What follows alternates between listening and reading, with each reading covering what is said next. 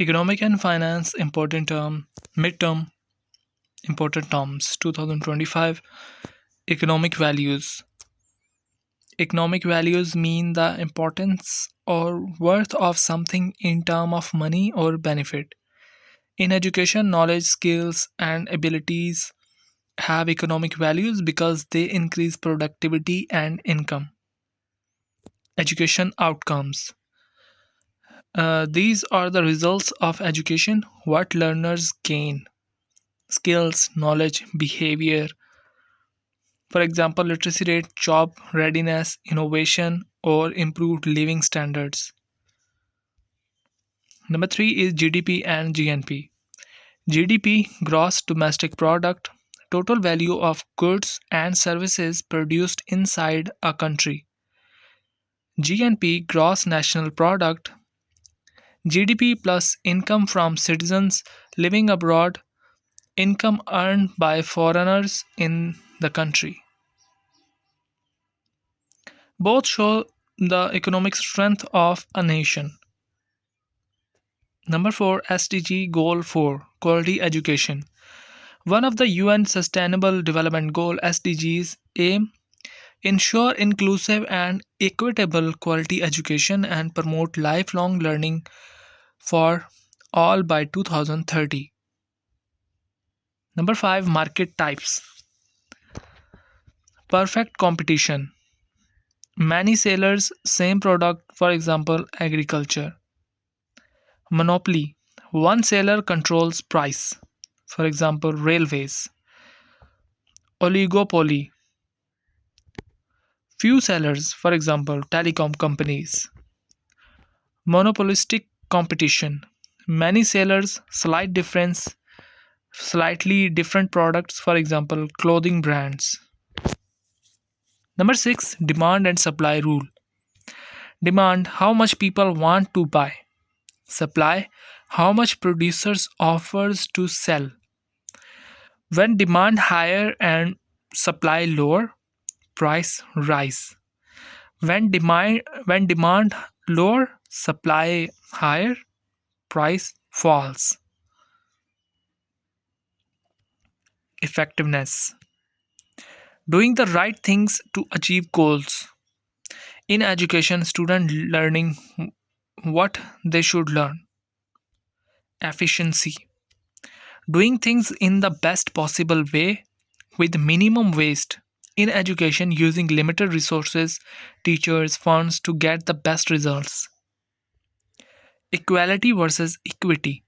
Equality, giving same resources to everyone. Equity, giving resources based on need so everyone has a fair chance. For example, all students get books. Equality. Students with poor eyesight get bigger print books. Equity. Number 10, budgeting and mobilization of funds. A. Where does money come from? Taxes, donations, international aid, student fees, and government funds. B. Allocation of funds. Deciding who gets how much, for example, schools, teachers, salaries, infrastructure. C. Who will spend and on what? Education departments spend on teachers, learning materials, technology, training, etc. D. How money is spent effectively through monitoring, planning, and evaluation. E. Execution and accountability. The third stage of budgeting ensure funds are used correctly and goals are achieved. Midterm focused concept, basic concept of finance. Finance, managing money, how funds are raised, allocated, and spent. Four factors of production: land, natural resources. Number two, capital, human effort. Sorry, labor, human effort. Number three, capital, tools, machines, money. Number four is entrepreneurship, person who combine all these things to produce goods and services. So these are the four factors of production: land, labor, capital, and entrepreneurship. Human capital theory. In human capital theory, education increase skills, increase productivity, increase income, and increase helps economy to grow. Signaling theory. Education acts as signal to employers that a person is skilled and capable, even if they didn't learn job specific skills. Human capability theory. Amrutya Sen. Focus on what people can actually do, capabilities, and choose to do. Freedom. Education expands these capabilities. Efficiency versus effectiveness. Efficiency, least waste of resources to gain the fullest potential, and in effectiveness, achieving goals successfully. Equality versus equity, already explained of like on the above topics. Opportunity cost, the next best alternative you give up when making a choice. For example, if you study, you give up the chance to work during that time. So that is your opportunity cost, that you give up the work chance while you are doing study. Trade off, choosing one thing means giving up another. Example, more money on defense, less for education.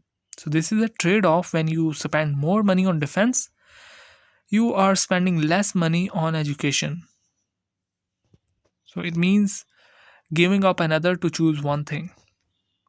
Cost benefit and cost effectiveness. Cost benefit, compare cost versus total value gained in money. This is cost benefit. And cost effectiveness is which method gives the best results for the same cost. So in cost effectiveness, we spend minimum cost to get maximum results. Market and its types, already covered in the above headings. Elements of a market. There are four elements: buyers, sellers, product, services, prices. And also I think there is two more things. Demand and supply is also element of a market. Compulsory versus non-compulsory education. Compulsory education required by law, for example, primary education, compulsory education like in Pakistan from age 5 to 16. Non-compulsory education. These type of education is optional. For example, higher education, vocational training. So these are depend on a student. Either he want to learn all these things of option education or not. Input process output in economics and in education. In economics, input is land, labor, and capital. Process is production, and the output is goods and services. Okay, now we are in education. Now our input is students, teachers, books, funds, even the study notes, PPTs, PDF, all these things are in the circle of input. And the process is teaching learning activities. So all the activities during the classrooms and all the things that we learn in the teaching process, so all these things are the process. Teaching learning activities, involvement of teacher, modern teaching method, traditional, all these things happening in the class is a process, teaching learning activities. And the output is educated individual, better skills, job opportunities, our degrees, our CGPAs, our percentage, our better results, our behavior that we have learned from university, our attitude, our way of speaking, and our all the things that we gain from the whole period in the education system. So these are our output. Concept of utility. Utility means satisfaction gained from consuming something. When we consume something and we gain satisfaction, it's called utility. For example, utility electricity bills are in utility bills. Why? Because we're satisfied when we consume electricity to do our things, like if we are going to charge our phone. So we need electricity, and electricity satisfy our need, our demand. So it's a utility. In education, learning gives satisfaction and future benefits. So education is also a utility because it satisfied our needs and demands. So when we do study, we feel satisfied. So this is the utility of education. Learning poverty. When children cannot read and understand simple text by age 10, it shows low educational quality and inequality in learning. As we can see that in the poor schools, children are not very good in learning or in education. They can't even read simple or basic lines or words. Even they are 10 or 12 years old, even they are in fourth class, fifth class. So they still weak in that educational process. So this is called learning poverty. Without lack of quality education, they are still poor in learning. Meaning of the term economics. The word economics come from Greek word, two words basically. One is eco, means house or household, and nomos means management or law. So this is basically, so economics is equal to like management of household or resources. It teaches us how to use limited resources to satisfy unlimited wants. What is scarcity? Scarcity means limited resources but unlimited human wants. For example, we have limited money, time, and natural resources, but endless desires. Because of scarcity, we must make choices about how to use our resources. What are needs and wants? Needs, basic things necessary for survival, for example, food, water, shelter, education. And wants, things we desire but can live without. For example, mobile, car, luxury items, air conditions, and all these things.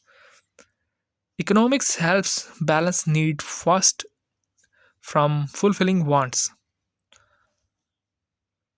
So needs are first and then wants. In economic terms, if we want to balance our life, we must focus on needs first and then we move to wants. Number 4 is market equilibrium. The point where demand is equal to supply. So demand and supply on a same level is called like market equilibrium.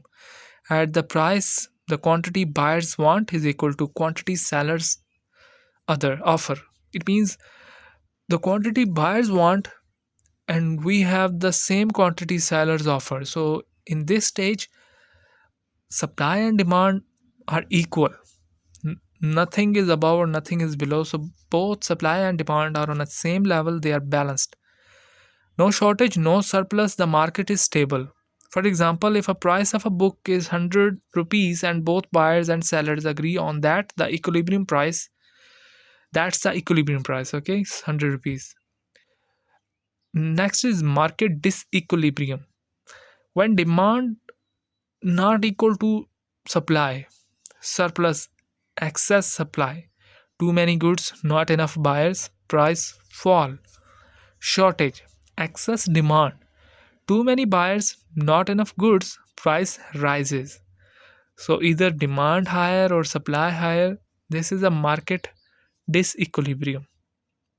If demand is high and it means if not too many goods we have to sell and not enough buyers, so price fall. But if buyers are too many buyers there in the market but not enough goods, supply is like less and demand is higher, then price definitely rise. Disequilibrium causes the market to adjust until equilibrium is reached again. Inflation. Inflation, continuous increase in the general price level of goods and services, cause too much money in circulation, high demand or low supply. For example, if 100 rupees buys less than before, the value of money falls and Why it happens? Due to inflation. For example, if we buy more things in 2016 with 100 rupees and we are now buy less things in 2025, it means the inflation is higher now than the back in 2016. 7 is recession. Recession, a period when the economy slows down. Signs: falling GDP, job losses, less production and spending, and it's opposite of economic growth. The famous recession time like 2018, 2008 and 9, that was the historical recession witnessed in 2008 and 9. The three basic economic questions: because resources are scarce, every economy must answer three questions. Number one, what to produce. Decide which goods and services to make, for example, food, education, defense. Number two, how to produce. Choose the best method, labor or machines, traditional or modern methods. And the third and the last question is for whom to produce. Decide who will get the goods, rich, poor, or all equally. These questions guide us how resources are used and distributed. So, quick summary of the above all topics. Economics mean managing limited resources. Example: managing money, time, goods. Scarcity: limited resources, unlimited wants. Not enough food for all. Needs: meaning basic survival things, for example, food, clothes, shelter. Wants: extra desires, for example, car, vacation, luxury.